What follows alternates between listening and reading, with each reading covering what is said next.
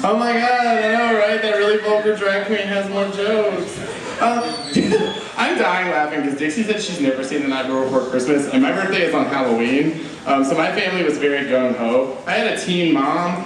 She took me to see Scream in theaters. That movie came out in '96. I was born in '93.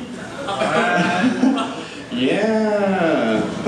But okay, so no, like I said earlier, I am from Kentucky. I don't know if I actually said that. But me and my fiance went to school in Kentucky and we got I got a degree in theater. And so, surprise, right? And so, because I got a degree in theater and I'm from Kentucky, when I opened that envelope, it just said, haha, faggot.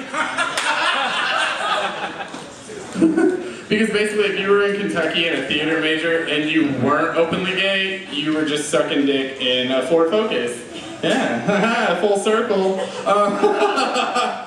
No, I'm from a really small town. It looked like if it were a horror movie, it would be called The Hills Have Food Stamps.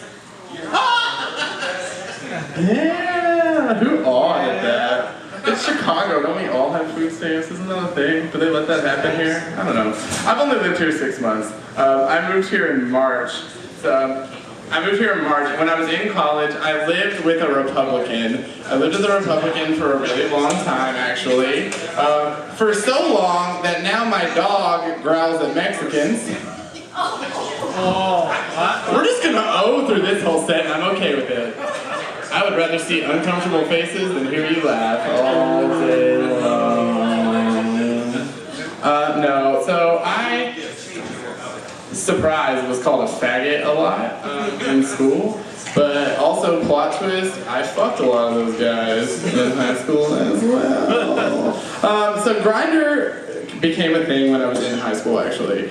And it's probably the worst invention in the history of forever. Every twink in the room got sad when I said that. It's not really the worst invention ever, but the only people that talk to me on Grindr are the people with no pictures, or it's a picture of like this piece of skin right here. There's like no definition, and you can't tell what it is. Or it's like long dick daddy for you with all the vowels taken out, and 4 is the number 4.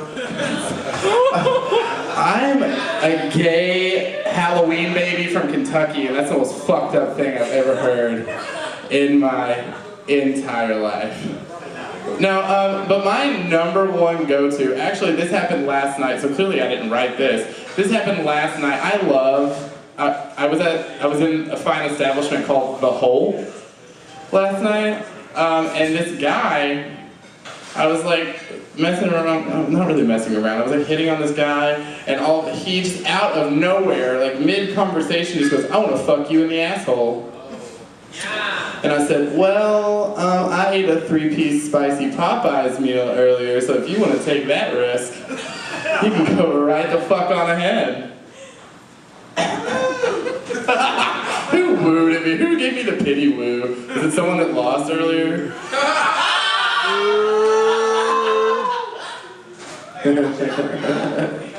I love you guys. So I like to do this bit about ejaculate. That's where that was coming from, was leading into the ejaculate bit. Why is it okay to say ejaculate on TV but not come on TV? Ejaculate just seems like a much harsher word. Come even says at the end of it. Like, give me a fucking break. Say the word come on television. You know, I'm just gonna start referring to it as spladow.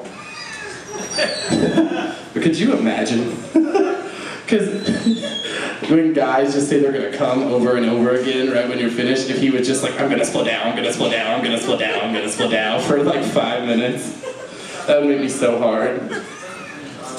Roman is the only one laughing at my cum jokes. I think it's so funny. I'm getting more joy out of hearing Roman wheeze laugh in the corner than anything else. But no, and I don't know, cum is a funny thing, right? So like, I had this friend in high school, and she was a whore, which there's nothing wrong with, okay? But she was an unruly whore, and that becomes a problem. So we're at this party, like, I was probably like smoking Marlboro Reds. drinking Montezuma tequila or something, who knows. And I know that he laughed at Marlboro Reds, like, is that like a white trash thing? I just named a cigarette. I sold Camel Lights because I suck dick. But I'm at this party and I'm just sitting there, I'm like 16 years old, my parents think I'm at home, I'm like dying in a cow field. We go back into the house and my friend goes into the room with this guy and I'm sitting there and I just hear this blood-curdling shriek. And I jumped up like my friend was being attacked. I knew she was a slut, I should have assumed she wasn't being attacked. And that came out worse than I meant for it to.